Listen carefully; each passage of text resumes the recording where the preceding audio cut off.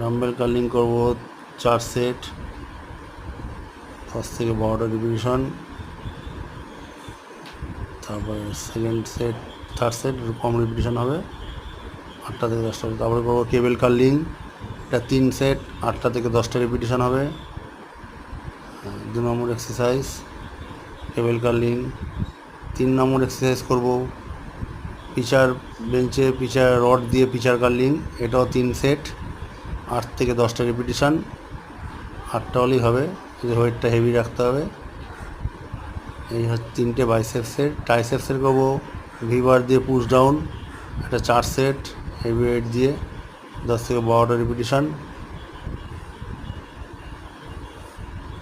তারপরে second exercise করবো overhead rope French press, এটা 3 সেট, 8টা থেকে 10টা রিপিটিশন। আচ্ছা, 3 নম্বর এক্সারসাইজ করব কিক ব্যাক, এক হাতে, এটা 8 থেকে 10টা রিপিটিশন।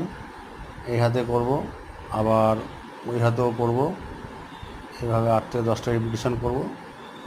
ব্যাক বাইসেপ টাইসেপ হয়ে গেলে লাস্টে একটু ফোর আর্মস করব, রিভার্সে করব ফোর আর্মসটা।